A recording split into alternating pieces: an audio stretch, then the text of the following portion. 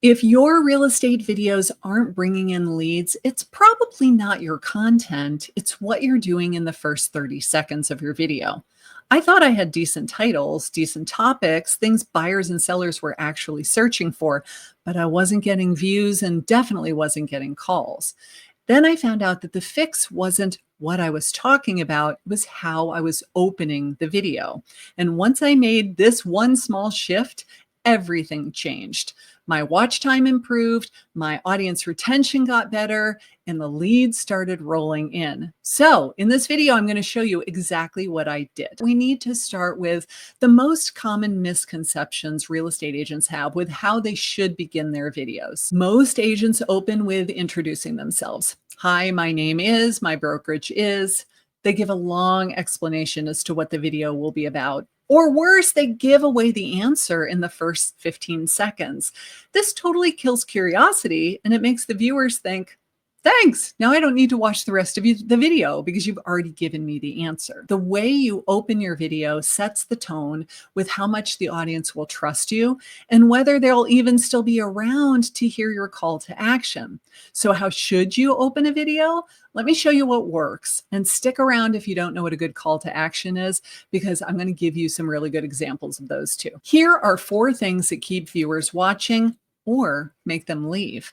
First, we have the opening hook. It's got to be bold. It's got to be compelling. It's got to match the title and the thumbnail, but it's got to be compelling to make them want to continue watching. Then we want to open a loop. We want to raise a question or tease a benefit without giving away the full answer. We want to talk to one person with one problem. We're not talking to buyers and sellers and investors on the same video. We're talking to one specific type of prospect with this hook. I want you to have confidence and be clear and tease the outcome, like what's coming later in the video. And it doesn't need to be overly polished, but it does need to be very clear. We want to imply that you're going to be talking about something super important so that they feel compelled to stick around. Now, you don't need all of these to be perfect, but you do need at least 3 of these to be pretty darn strong. So let me show you what happens if you're only doing one of these, because this is where most agents lose the lead before it even begins. You could have a great topic, but if you open your video with, hi, I'm Karin. I'm a realtor with XYZ brokerage in Savannah, Georgia, they will click away. They will not stick around to listen to the rest of your video. Now, this is absolutely what I did in my earliest videos. It was, hi, I'm Karin. Here's my brokerage information. Here's a little video with my animated logo so you could see it and not just hear me say it. And I did that at the beginning of every single video for years and years. And in 2016, 17, 18, it worked just fine. But now in 2025, it does not work. It is driving people. They leave so fast.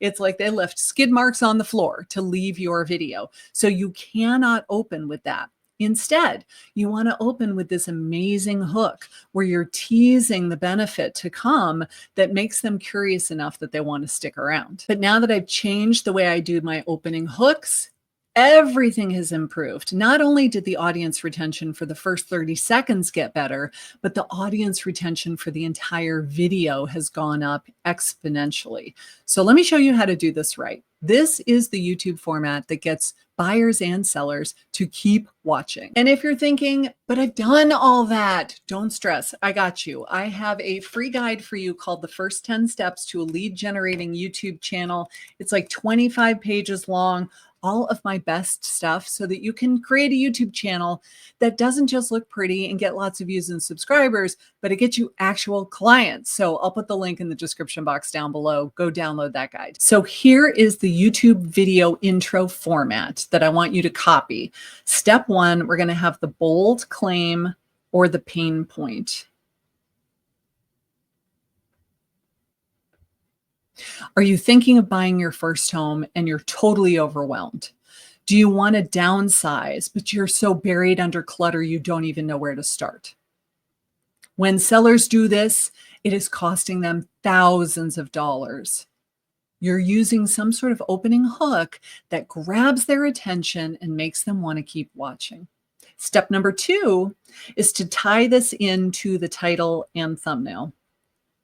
So we made a promise with the title and with the thumbnail that they saw, and it kind of needs to pick up where the other two left off.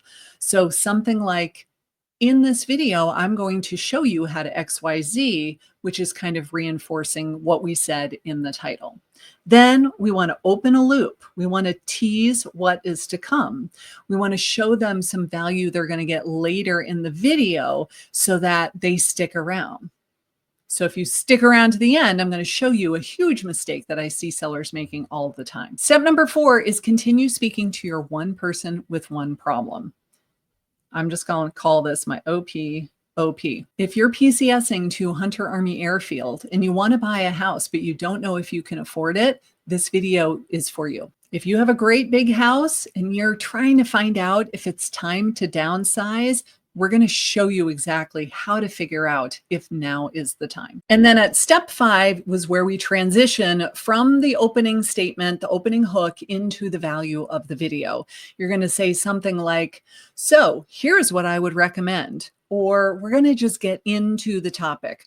We've built up all the suspense and now it's time to deliver and start giving them some value.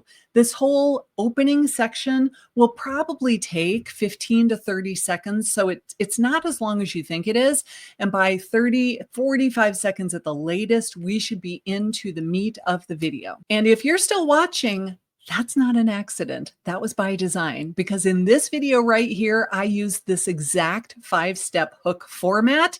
And if it kept your attention, you know it works. Now imagine if your clients were watching your videos the same way. Pretty awesome, right? Then when you get to the end of your video, you always need to have a single call to action.